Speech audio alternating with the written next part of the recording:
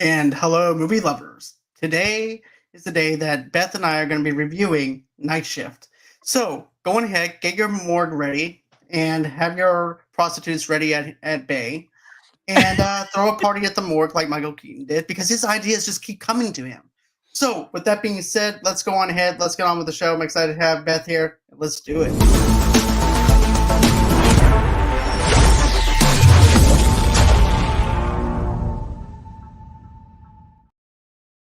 Hey, Beth.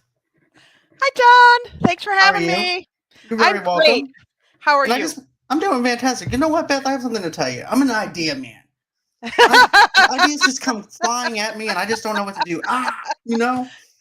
And I was just gonna say, are you a Billy Blaze or are you a Chuck Lumler? I'm more. You know what? I'm now that you're thinking of it, I think I'm more on Henry Winkler's character. I'm more of a Chuck than I am a Michael Keaton. I'm more of a Chuck than Bill, if you Well, will. you're a very nice person, so I would say for that reason alone, you're definitely like a Chuck.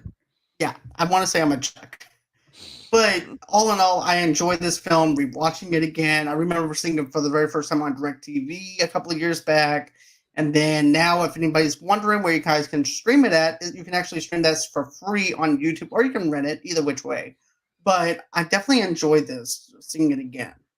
I loved it. You know, it's funny because we have friends and we always talk about a lot of movies and like what are our favorite movies from the 80s. And one of our friends, like about 10 years ago, said, "Oh, Night Shift." And I tried to find it. I couldn't find it streaming, kind of gave up. And then I was like so excited when I realized it was streaming now. And so I was so excited to watch it again and it didn't disappoint. I mean, there weren't really, I mean, obviously the content is a little, Dated a little bit. yeah, but I mean, I thought the movie itself was it just was so good. I mean, Michael Keaton, come on. Exactly. This is like peak Michael Keaton for me. This is also an underrated Michael Keaton movie with Henry Absolutely. Winkler. Yeah.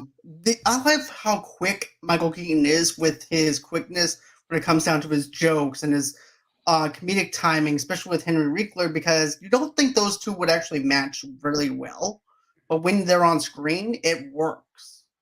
They have a lot of they had a lot of chemistry in this film. And I also think one of the things that I really admire about Henry Winkler and Michael Keaton is that they're both really good comedians, but they're also really good at drama. So, and obviously this film didn't have a lot of drama. In fact, it had almost none except for Henry Winkler kind of with his pouty face. But I think that I don't know. I just love Michael Keaton and Henry Winkler. And I don't know if I've said this on your show before, but I'll say it. I think Michael Keaton is the best Batman. He's my favorite Batman, and He I'll is fight mine too. anybody. I'll fight everybody. He is one of my favorite Batmans. As a matter of fact, the Batman 1989 was the first movie that I've ever seen in theaters as a kid. So yes, I'll Really. definitely back you up on that, and I will fight with you to that. I just So loved him so much, but this movie just made me so happy. And I got to tell you, John. So Henry Winkler is putting out an autobiography called Becoming Henry. My co-host, hi Case, on the podcast, she and I are going to go down to Chicago to go to his book signing and meet him. that's awesome. I'm I so would be excited. excited to meet Henry Winkler, to be honest with you. In November. I mean, it's going to be one of those things where there's like 500 people there, but I don't care. I'm so excited to be able to just like be in his presence, hear what he has to say, and then have him sign a book. I'll share my pictures with you. Okay, sounds fantastic. So let's go on ahead. Let's get into the meat and potatoes of this movie. So this movie, of course, came out on July 30th of 1982. It also the budget was also 8.1 million. It That's made low. $21.1 million at the box Yeah. office. That was a pretty low budget for, especially because it's a Ron Howard production, which Right, it's a today, of Ron Howard course, movie. yeah, today that would be like, here's 100 million. Also, I think it might be the first Ron Howard Henry Winkler movie together. I don't know if they've made other ones, but if you remember, Ron Howard and Henry Winkler were in Happy Days together. That's right. I completely forgot about that. I But remember yeah, because I watch Happy Days reruns. I watched Happy Day reruns, but I just happened to forget that Henry Winkler was actually in Happy Days. Right, He's- and so Ron Howard famously left Happy Days to become a director, and I think this might have been one of his first productions after he left Happy Days. And you know what, though? It's such a good movie. Ron Howard has a great way of actually telling stories. Look at Apollo 13. Look at all those films that he's done. He's an incredible filmmaker, and I think he did this movie justice. And I think the casting is so amazing. I can't believe like that is one thing about Ron Howard is that his casting is phenomenal. He's always right on target. Most definitely. Like, look what he did, though. He ended up getting Henry Winkler, Michael Keaton. He's got Shelley Long in this movie. Mm-hmm. And then also you also have Shelley Long, Henry. Yeah, those are the main ones that basically all I care about. And the casting is just phenomenal. I really enjoy it. Yeah. And Henry Winkler and Shelley Long were both TV stars at this time. They weren't really movie stars yet. Exactly. And I think at that time too, she was on Cheers. She was, or she was either on Cheers or had just left Cheers recently, because she left. Like Ron Howard left Cheers famously to become an actress, and then that blew up in her face a little bit. I think things kind of. She had a couple of really good movies like Outrageous Fortune, Troop Beverly Hills, which all of us girls from the 80s loved. But then she was, if you remember, she played Carol Brady on the Brady Bunch movie. Right. That was a great movie. Yeah, it was a great movie. But yeah, let's go on ahead. So the opening scene doesn't even feel like a comedy, to be honest with you. It actually fools you into being like a crime type, drama type movie, because it opens up into like a crime kind of scene. You see someone getting killed. And then, of course, it goes into the morgue where we're introduced to Henry Winkler. And, you can definitely tell that he's just tatted with his job. He doesn't really like it. He's just kind of stuck there. And I like how the cop is just like, well, he was just a pimp, right? And then the girl, Shelley Long's character, Belinda, she's over there just taking it to heart. And she goes, yeah, he was such a good guy. He treated us like family. He was nice to us. Look, can you go? You know what? He always wanted to be buried in his car. Can you do that? I like how Henry Winkler just looks at. I think you might have to contact either the DMV or you would have to contact the funeral parlor. I don't know which one you have to contact. And I like how Henry Winkler is treating her as a person and not as someone that is a prostitute or anything. And then the cop is just treating her like white trash. Basically. Yeah, because I don't know if he's realized at this point that she is a hooker. I can't remember if he even notices, or maybe he just doesn't care because he's kind of in a just like an automatic mode of life living at that point. But did want to come back about when they talk about the pimps whose name is Franklin is murder, when the kids are playing basketball and then all of a sudden they go shoot the hoop and then Franklin comes flying out the window tied to a chair. It's not funny, but it is. It is. It is definitely funny because it is a dark comedy. If you look under the context of it, it is a dark comedy and it does make you laugh, and it actually sets the tone for what we're going to be getting into. And of course, we are dealing with dead people coming into a morgue. It's true. Let's see. Brandy says that she forgot how funny this movie is until she's seen it again with me. So it's true, Brandy. It's true. It is so funny. Definitely. But yeah, and then of course he goes, well, then, that's when the cop says she's a prostitute. That's a pimp. And he just doesn't care. He goes, look, I don't care. I just need this signed off. So then we get into that. And then the next day, this other guy, the main person who actually is part of the morgue, the supervisor, is like, by the way, I have something to tell you, Chuck. You're going to be, I'm going to get promoted, get a promotion. No, you're not getting promoted. You're going to be on night shift. My nephew is coming in, and he's going to be the one who runs things during the daytime. And Chuck is one of those people that just pretty much just takes everything as he gets. He doesn't stand up for himself, no backbone whatsoever. Right. And he just lets people take and walk all over him. So he's like, okay, fine, I'll just go ahead and work night shift. But yeah, what did you think? Yes. So he just seems to like roll over and take whatever kind of comes at him. I think because he was so stressed out from his last job, which was, on Wall Street or whatever. And so he's just like, oh, okay. I mean, he kind of doesn't really fight that hard for it, but then like you kind of see the same chemistry with I'm sorry, Charlotte, his fiance, and that kind of running gag about how miserable he is with her, and she's kind of miserable. But it's interesting because it's so funny about the woman who played Charlotte, and I forget her name. She actually was also in Baywatch, Panic at Malibu Pier, which we just reviewed on our podcast. And it's funny because in that role she's kind of a little bit more glamorous, and in this role she's kind of like, stodgy, or I don't know what the word is, but they kind of like she's obsessed with like gaining weight, losing weight, whatever. But Yeah, she's obsessed with losing weight because she goes, "How can you look at me like that? How can you look at me? But look how fat I am." Because even Henry Winkler, whenever the cop says, "Oh, because remember this," Shelley Long winds up telling, "Oh, do I know you?" And this is actually in the morgue. And when she says that, "Do I know you?"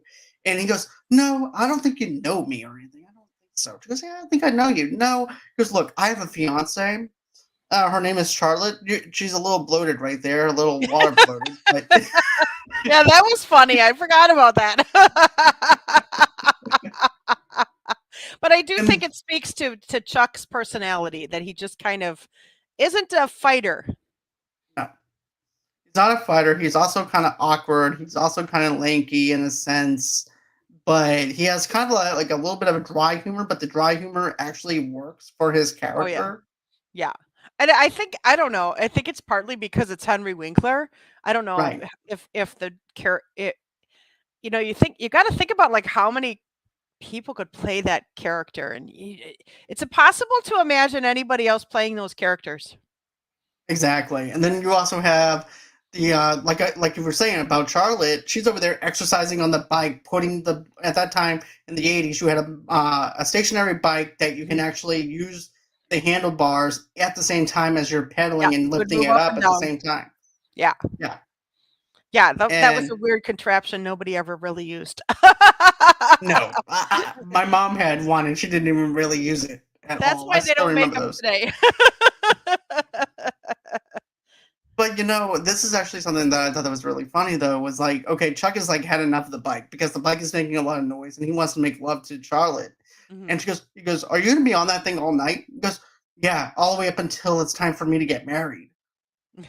And so they finally go to bed. And so he thinks, "Oh, he's gonna get some. Okay."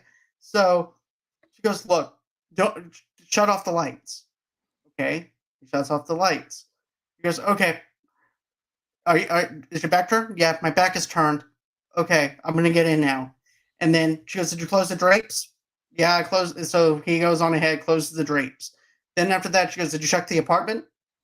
So Why do I have she's, to check the apartment every time? which I thought was really funny on that. But then he starts making love, trying to make love to her, and then all of a sudden you hear this racket going on next door, and it's actually the prostitute. It's actually Shelley Long's character, and With it's cowboy guy, Belinda. with cowboy guy. Right? This is my favorite line. This is actually I one of know. my favorite lines that Henry Winkler says when he gets up, and she goes, "When you," and this is what Charlie tells Chuck, "Go up there and tell him to turn it down." Okay. Knocks on the door, and he goes, "Hey, can you?" And he's looking up and down at this cowboy who's dressed in his tidy whities, and he's like, "You are tall." And then after that, he looks back down and goes, then Charlotte's, you can definitely tell their look and panic in Henry Winkler's eyes, which is Chuck's eyes. And Charlotte just looks at him and tells him, "So, did you tell him to turn it?" "Yeah, I was getting to that." And then here comes Belinda out there with the rope, and she says to to him, he goes, "Come on, before I tie you up." And she goes, "Oh, hey, I didn't remember you from the morgue. I knew. Oh, you're my neighbor." That was funny. I remember you from the morgue. Right? I mean, that cowboy dude was so tall against Henry Winkler. It was so funny because he's just like, and then Charlotte's like, "Well, I'm going home," and Chuck is like, "What just happened?" Right? Because how did you get your clothes? How did you get in your clothes so fast?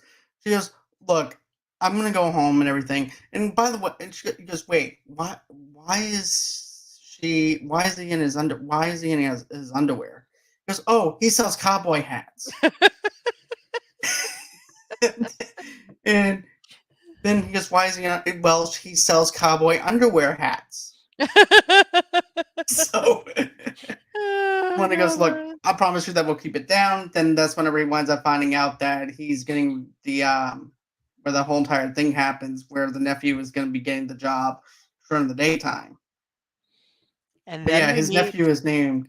What's that? Oh, yeah. Oh no, I was going to say, and then we meet Billy Blaze. But what was the nephew's name? I forgot. I have it written down here somewhere. Leonard was his name. Leonard. Oh yeah, Leonard, because the boss was Carboni, something Leonard Yeah, Carboni, and his Carboni. yeah, yeah, yeah. And he's a real mess up. I mean, he's not in the movie that much, but every single time it's like, well, this is what happened, and you're gonna fix it. And Chuck's like, okay. And like one of them, he didn't even like have names to some of the people in the morgue. No, he said some dude died, Yeah. or no, Swedish, or I think he said something along the lines of Jewish guy died. I mean, he So didn't do his yeah, job very well at all. But didn't he had like a TV with him or something? Like he was sitting there watching TV all day or something. yeah, he was watching the Flintstones with Barney Rubble. He goes, "Man, that Barney Rubble's a funny guy, isn't he?" He's not wrong. No, he's not. But that's Also, all do you your did was job. Do your job, Leonard. exactly, Leonard. Do your job, and then he wouldn't have to pick up behind you, Leonard. But Right. yeah, but I think that Leonard would have actually gotten along better with. I think with Michael Keaton's character, I think he would have gone along with Bill. I just keep picturing in my head that Bill and him would actually be good friends because of on the same kind of level as Bill is in a sense. Yeah, because they're both well, yes, because they're both kind of like laid back. I mean, although Billy kind of hustles. I mean, he Right, works, that's and true. where Leonard doesn't. Billy doesn't work on his job, No, he but he's doesn't. a hustler.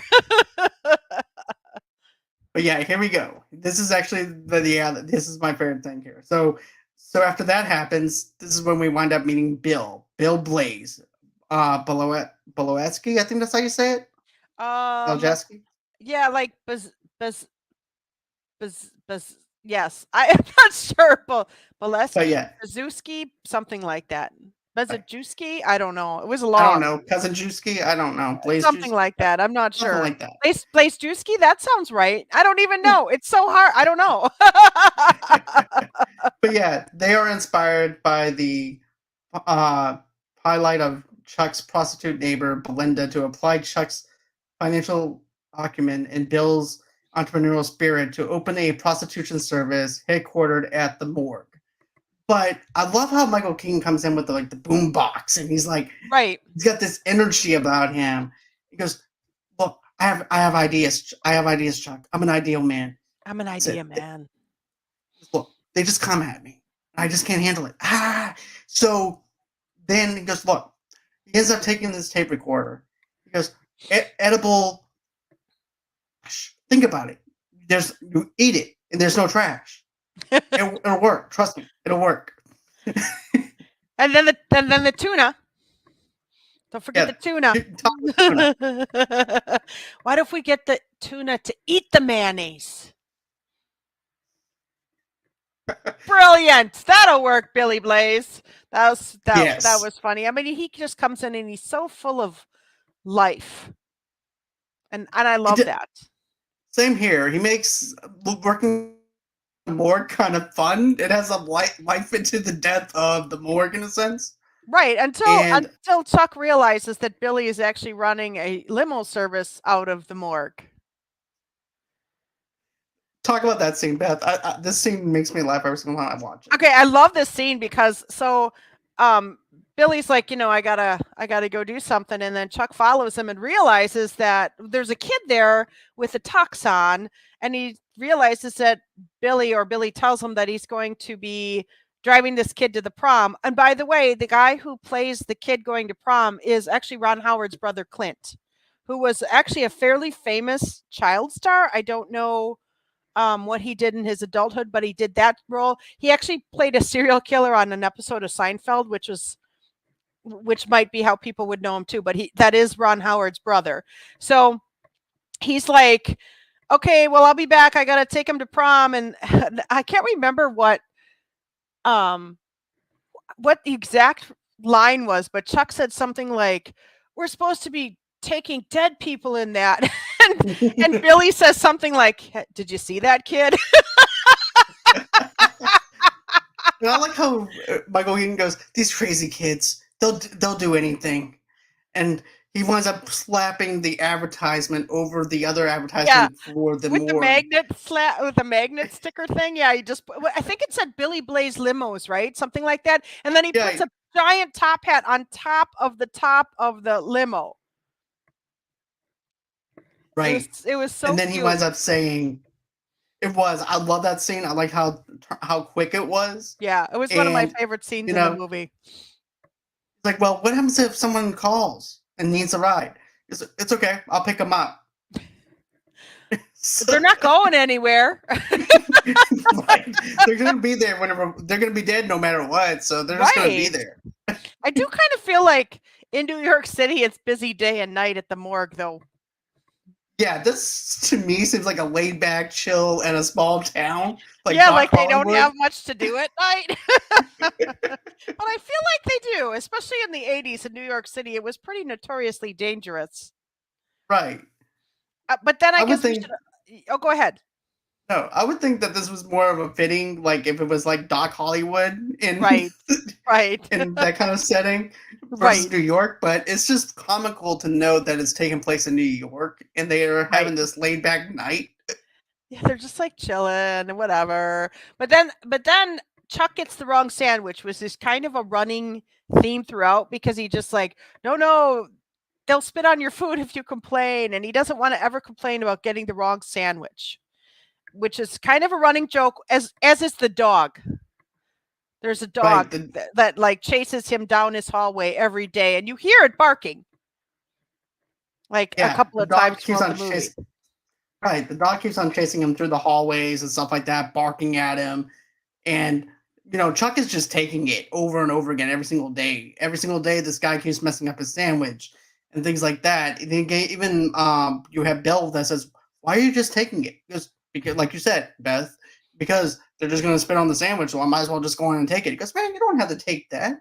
Go ahead and get that sandwich back. Tell them that you want your sandwich to be fixed the right way." No, I'm good. I don't want no problem.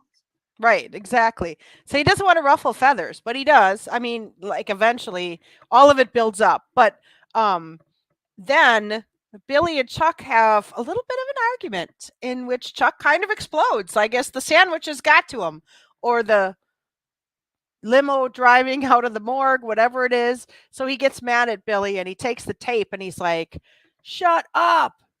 So then that upsets Billy, which is a little bit surprising, John, because he doesn't seem like he has that many feelings that he doesn't care about that much, but he does. He must have some affection for his friend Chuck, or what he thought was his friend. So Billy goes and puts himself in a drawer and he keeps repeating the tape saying, "Shut up, shut up." And so then Chuck opens the drawer and then they kind of make nice again. Right, because this is actually the point where basically he goes, "Look, man, I'm opening up to you about things that I never tell anybody else. So if you just want us just to be coworkers, we'll be coworkers. It doesn't bother me. And because I'm telling you my deepest and darkest things about me, but I don't know nothing about you. But if you just want this to be a coworker thing, it can be a coworker thing." So then that's when we have that scene where he opens up the drawer and you actually hear him saying, "Just shut up, just shut up." Then then you have that thing because my fiance is Charlie. And then that's whenever Bill just kind of smiles at him because, Chuck just let him in to his life a little bit and opening up himself up a little bit.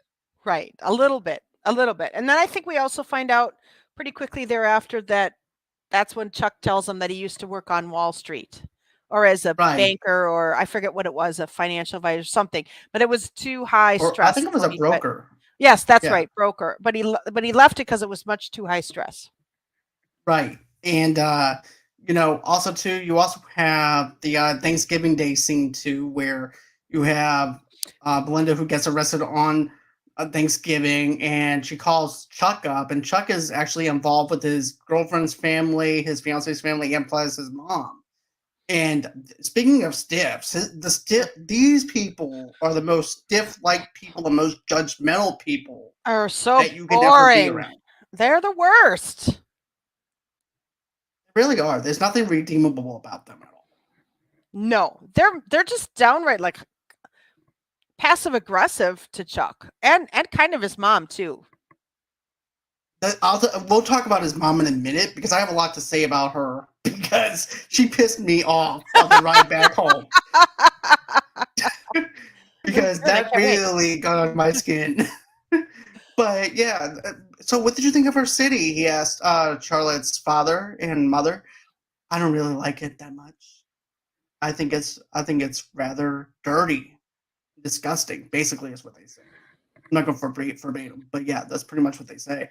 And then, so Chuck just looks over and goes, "Hey, Mom, how's that turkey coming along?" "Oh, it's coming out great. It's almost dead." So, so then you have the call. Belinda's in trouble, and he goes, "Look, I can't really talk right now. I'm at Thanksgiving with my family. Look, I need your help." Okay, so he whispers over to Belinda, thinking that Belinda's gonna play it cool. He goes, "Look, I gotta go." "What do you mean you gotta go?" And if so happens to be Belinda's at night court, they go into night court, and then you have this whole entire deal happen with Belinda and the customer. Is how I have it in my notes. The customer. The customer. Her customer. And he shows up with Charlotte, her parents, and his mom. They're all sitting there. Like I thought he would have just shown up by himself, and they're there with him. Which is the most awkward thing they can do is bring your future in-laws to a night court for a prostitute that lives next door to you. And after they said they hate the city. right? Hey, look, we're gonna go to the night court. I know that you guys are very judgmental about the city and the people that's in it, but you know what? We're just gonna go in and take a detour over to the night court. Is that okay with you guys? Yeah, okay, we'll take a look. But you know, but then you have that scene with Belinda. She looks at Chuck. She's relieved that he's there. She waves to him, and then the transition. Then this is actually the part about the transition. So the judge turns around and says, "So, I see that there's no harm done to you, sir. I see that you're intact. You're fine. There's no black and blue marks on you." He goes, "Yeah, but she bit me." "Where?" And he pulls down his pants and moons everybody and shows his ass. And she bit him on his ass. That was so But do you want to talk about that scene a little bit more? No. But yeah, but then I like how she says, "Well, after the transaction was done, that's when I decided to take my money back because of how he was treating me." So at that point, she winds up getting out on bail, and then then you actually see Chuck and the in-laws and his mom in the in the cab. car. All in the back seat of a cab together, right? They were all in the cab together. And Right. yeah, and so they were all just pretty horrible to Chuck and not very they just didn't have a lot of empathy for Belinda at all. And I don't even know why they went with him, but I don't know. Well, And then knowing them, they were trying to be very judgmental to him and bring him down. yes. I believe. Yes. But I mean Because that was pretty much the end of the relationship with Chuck anyway. So then that was done, which is good. well, actually, it ends a little bit further down the road, believe it or not. too. But for Chuck, it's over with. But for Yeah, I mean, Belinda, she's still in it. Yeah. I think it was kind of over. So I think so. We did skip over a scene where Chuck comes home from work and he goes into the elevator, and Belinda is in the elevator and she has been beaten by that was before the Thanksgiving scene, I think, correct? Yeah, So they that was go before. Yeah, so they go into Belinda's apartment, which is like it's funny because Chuck goes into the elevator, he finds Belinda, he's like trying to help her, and then all of these I forget what they called them, but the little Girl Scouts were selling cookies or whatever, and they like beat him up because they thought that Chuck was beating Belinda. So the next scene, they show Chuck with an ice bag on his head because he'd been beaten by these little girls, even though Belinda had been beaten. And that's where the idea, or when he kind of realizes that he should become her pimp because she doesn't have a pimp anymore. Franklin's dead, and she's just like, there's nobody to protect me. So she's being abused by these customers. Right. And I also like how he said, I've never been attacked in my life because with Girl Scouts before until Right. now. And I forget, they weren't Girl Scouts, they were Future something or other. Daisy Girls, Sunshine Girls. Yeah. I forget what it is. Bluebell Girls. Yes, something like that. Yes. I forgot because it was the same. I think they're actually a real thing that exists, but not in Wisconsin where I live.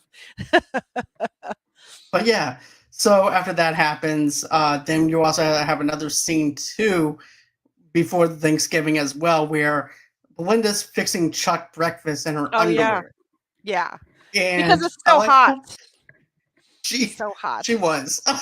Like, He I was. like how because I like how Chuck is over there. She goes, and he's just starstruck at first. He just doesn't even know what to do. He's like, look, I was thinking, Chuck, since we both get off at the same time, that maybe this could be like an everyday thing where I make breakfast for you. It's like, yeah, okay. And then she's over there. She goes, how do you like your eggs? He goes, eggs? She goes, yeah. How do you like your eggs? Scrambled. Yeah, all men love their eggs scrambled. Yeah, we do.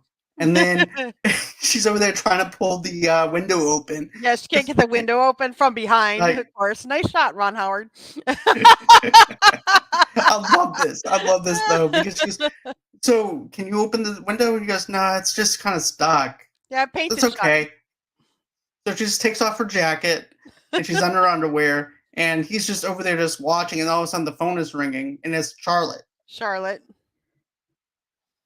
Boo. And this is my favorite part though. He goes, yeah, hello? He goes, what do you mean, what am I doing? I'm not doing anything. He goes, why would you ask that question? Why would you ask me in that kind of question? Just because I thought it was a weird question to be asked, especially when I answer the phone. And he's over there just watching Belinda just cook scrambled eggs in her underwear. And why would you think I'm doing something wrong? Right? But then after that happens, then we have the Thanksgiving Day scene that we're talking about. And then after that happens, Chuck like goes and knocks on the door of Billy's apartment, and it says Billy Blaze. So he knocks, and then Billy opens the door, and Chuck's like, yes. And then he's like, yes, we're gonna be pimps. And then I like how he goes, they just let anybody in here? There's supposed to be security out there. What's going on with security? And then he's trying to ring the bell. The bell's already broken. It's like a rundown apartment. Oh yeah, it's terrible. Just let anybody walk in here, huh? Pretty much. Yeah. And I like how pretty much Bell just used the word love brokers. Love brokers. Love brokers. That's one of his kind of famous lines, I think. Love brokers. But then you have the whole entire meeting with the prostitutes at the very next day, and Bill is just all over the place, trying to be a teacher. He goes, then we got pros, which means pros. Then we got tit. Well, you know what that is. And then un, which is like chun. So chun away, which we don't want people to do. So, any questions? And at that point, the prostitutes are like, you know what? We're going to go our way. You go your way. We're not going to cross between. And then Belinda just looks like Chuck and goes, "Are you going to do anything?" Guess what? They already made up their minds. No, you need to go on ahead and do something. And this is where he says, "Look, all you have to do is give us 10% of your earnings, and you keep the rest of it, and we'll work with you from there. You want dental? We got dental. You want health insurance? We got health insurance for you." So he's got it all planned out to a T and very organized. And that's something I have to say about Chuck is whenever he puts his mind to something, he goes for it. Right, and he's very smart. Like he takes the money that they make and invests it. Like they literally invest it. So, and they're doing so well that he actually buys a restaurant called the Pickle Place. Was it called the Pickle Place or Pickle Palace? You know, It's and called one the of the Pickle girls, Place. yeah, the Pickle Place. And one of the girls like, I used to live here or used to work here, and he's like, well, now you own it. So he's really, I mean, I don't know what Billy Blaze's total intent was there, but Chuck's was always to just make their lives better. But I think it's by this point obvious that he has a thing for Belinda. So I think that that's what driving him to do a good job and be a decent person kind of thing. Exactly. I think so too, but I think that's always been in Chuck anyways, to do the right thing. Right. And I don't think Billy Blaze is a bad person. I just think he's kind of like one of those adult children. That's true, because we see him blow his money on a car that's tinted. It has like, I'm gonna call it like a Scarface kind of car with bulletproof. And he's screaming at the cops, and he's like, "See, they can't even see me," because he's got like the tinted windows are so dark, and he's like screaming. Hey, look, we're pimps. We got prostitutes in the back, and Chuck's like, "Oh my God, just be quiet. They can't hear us. It's fine." So Chuck is yeah, freaking out. then you see the cop siren. It goes the opposite direction. They don't pull them over or anything. And then I think that's when we have like the Christmas party, right? Yeah, pretty much. Right after that is the Christmas party where they give Billy a new tape recorder, which he loved, and then they bought a hat for Chuck, who loved his hat. He loved his little pimp hat. So he wore it, and then they're kind of giving him a hard time. They're giving Chuck a hard time because Billy blew his money on this car, and so he's like, "Well, I spent my money," and they're like, "On what?" So he takes him to to a cemetery, and Billy's like, "You bought the cemetery? Shouldn't you have bought an empty one, not one that's full?" At first he's for it though. He goes, "Man, Chuck, this is actually a good idea." Yeah, they thought it we was. Can just get the stuff. Yeah, you can just get the stiffs to come over here. It'll be great. It'll be fantastic. But you know what, though? You messed up. You should have gotten an empty one, not a full one. Right. But then we find out that what he did was spend the money to get his dad a new headstone because his dad didn't have one, and he had the biggest headstone at the cemetery, so that was nice. And then, bum bum bum, spoiler alert: Belinda and Chuck find out they have feelings for one another. So yes, we have. And then this. Yeah, go ahead. And then this is actually one of my favorite scenes too, because we finally figured out, they're gonna, and it's not forced. I have to say that the chemistry between them is very, very well thought out. It felt like they had a lot of chemistry. Definitely. And I like how she goes, "Look, I couldn't take my eyes off of you when you were making me breakfast." And he goes, "It was 35 degrees in my kitchen, and it felt like 98 degrees. And I don't know what that's about, but all I know is that I love you." And then the next thing you know, they wind up making love. And then the next day, he's over there. He's got his chest pumped out. He's like, "I don't think that Belinda's going to come into work today." Right. And Billy goes, "What do you mean? Is she sick?" "Nah, she's not sick. She's fine." No, because he thinks that she's going to quit because they're in love now. And then he's a little upset when he finds out that she did not think the same way, because she's like, "Well, I guess still got to work." Right. She's like, "Well, what about me, Chuck? What do I do?" And then that's when he winds up basically calling her something that a pimp would call her. That's all I'm going to say. Yeah. And it was very degrading to her, to the point where she was hurt by it. Right. And so she basically quits on him and she's like, I'm going to just go find another job because you're a jerk, basically. And then we find out that Franklin's business partners, the men who threw him out the window, might be looking for them because they haven't seen any of the girls for a while. So they Right, and track them down. then they track them down. They got Henry Winkler, Chuck, strapped down to a turntable, basically. And as this is going on, not Chuck, but Bill is over in a nightclub. And I And gotta interject and just say the song that's playing is called "Talk Talk" by Talk Talk. One of my favorite '80s songs. I love that song. I still love that song. I like that song though too. It's I a didn't great even song. realize that was the song. That was the song though. I That knew was it actually a good. because I just know actually. So I got a 3-month free Cirrus thing, and I was listening to First Wave, and they played it all the time. So I'm like, oh, I love this song. So when it was on, I'm like, oh, I forgot I do love this song. But yeah, and then at that time you actually have Bill who's talking to the vice cops who are undercover. They think Yeah, but this is like a dead end. Yeah, but he doesn't know they're vice cops Yeah. at this point, and they want hookers, so they bring it. So Billy brings them to the morgue to get hookers, only to find out that Chuck is actually being tortured by Franklin's business associates. Right, and then at this time, I want to say it's not a turntable, but like a stretch table where they stretch out your arms, and basically Chuck winds up going around in circles while the cops are from Vice are over there shooting over They're him. having like a full-on shootout as Chuck is like spinning.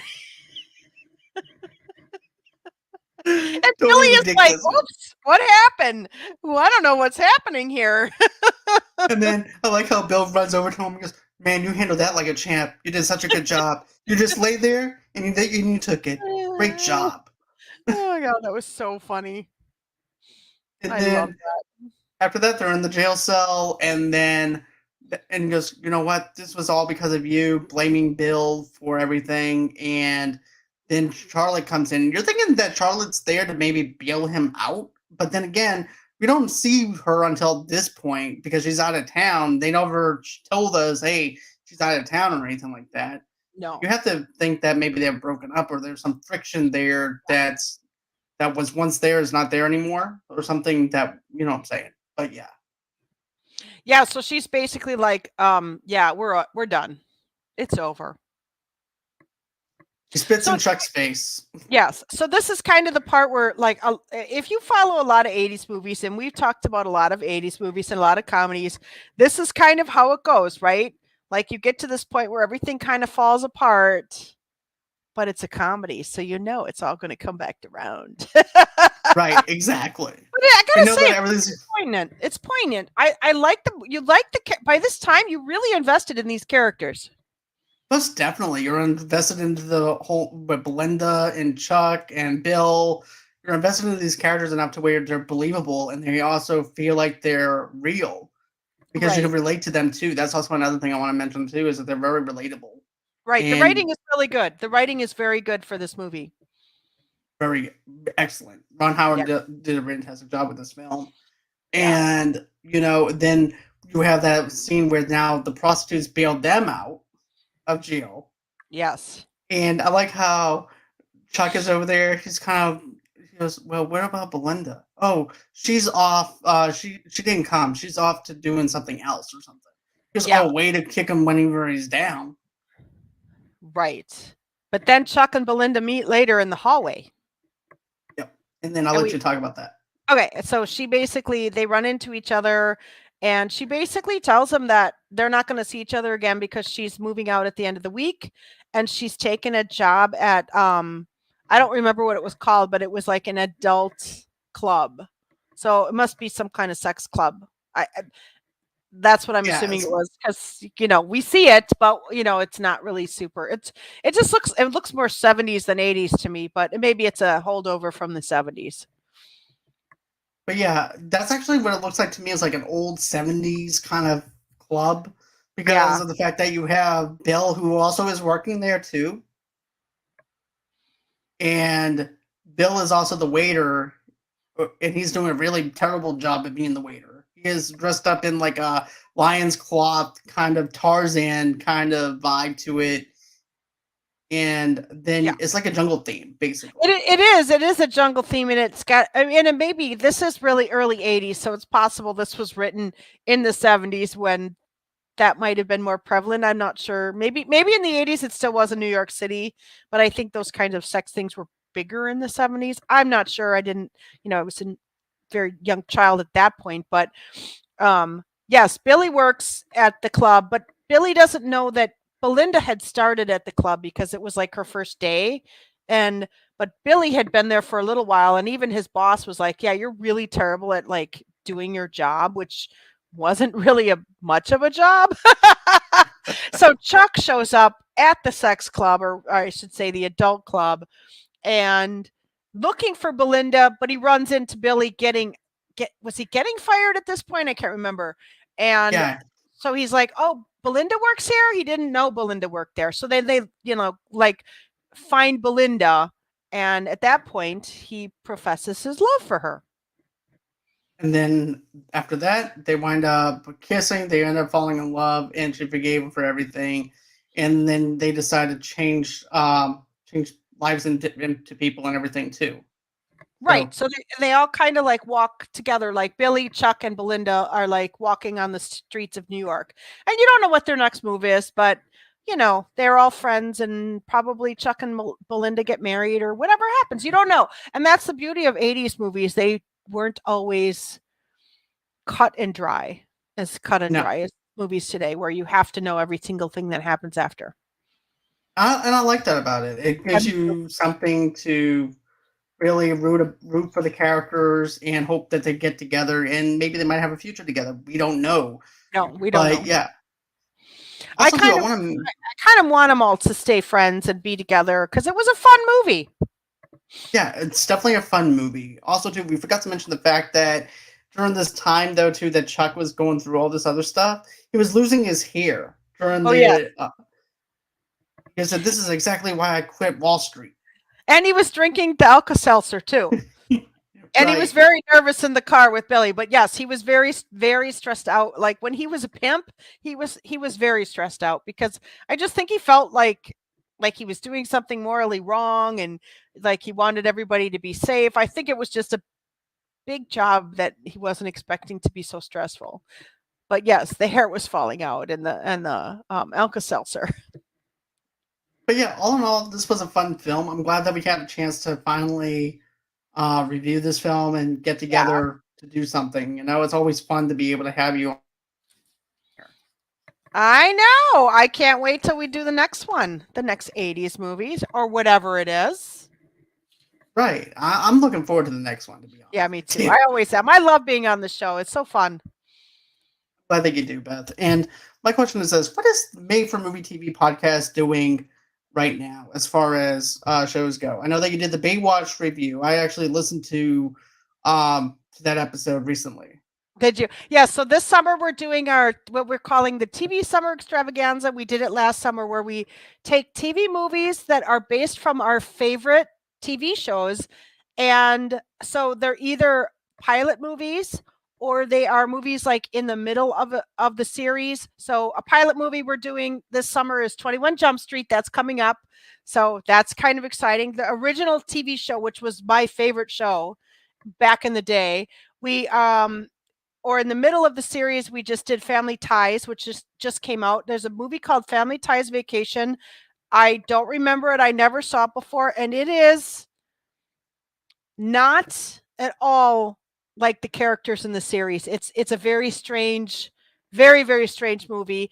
Or like a reunion, which is one of them we're doing is Heart to Heart. So any movies based on our favorite TV shows. So that's what we're doing in the fall. In October, we have a couple of really fun 80s movies I wanted to do for a long time, 80s horror.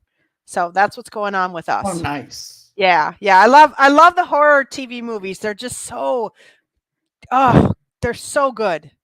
They really Surprisingly. are. I love TV series. I love those kind of horror movies made for TV. Right. I was creeped out with some of the 80s and 90s ones as a kid. Yeah. Those are Great. some of my favorites. I just watched. So one of the ones we're doing is called "I Saw What You Did," which is a remake of a Joan Crawford movie from 1965, and the remake stars Shawnee Smith, who was in the Scream movies. And Yeah, I know you. it is a solid TV movie. I really enjoyed it. And it's got jump scares, but there's no gore, but it's still a great horror movie. Okay, I'm gonna have to check that out for Yeah, myself. I never it's heard a of that great one. movie. Yeah, I had seen it on years and years ago on cable. There used to be a channel called Clue. Like I think it was even CLEW or spelled some weird way. I saw it on there and I was like, "Wow, this is good." And I haven't seen it since, and it lived up. It was good. Okay, I'm gonna have to check that out. So let's see here. So I actually am going to be doing a review on Wednesday with my co-host Rossi. That's going to be for the review of Everything Will Be Fine. That's a James Franco movie that was back in 2015. We actually had a subscriber. Thank you so much for wanting us to review that film. So we were able to do that on Wednesday at 8 o'clock Central Time, 9 o'clock Eastern Time. But tomorrow night, join me at 8 o'clock Central Time, 9 o'clock Eastern Time, as I have independent writer, author, Christopher Minori. He's a good friend of the channel. He just wrote himself a new book, and it's called the Penny Dreadful book. He's also did this for his nieces and everything, so that way they have something to read, because Chris doesn't write the most mature. Basically, he writes, child friendly. Thank you so much. But yeah, child friendly kind of books for kids. So join us as we talk about his Penny Dreadful book. I'm actually reading a little bit of it right now. It's good. It's really good. So, with that being said, that's going to be it as far as this review goes. Thank you so much, Beth, for joining me for Night Shift. I always enjoy our time. Always. Always until next time, guys. Don't forget to smash that like button. Don't forget to hit that subscribe button. Also, too, give us a 5-star review on the audio-only podcast on Apple Podcasts, where you guys get it. It actually helps other people to find our shows. Even if you didn't like it, give us 5 stars anyways, just to shut us up. But anyways, that's going to be it as far as the show goes. And always until next time, guys.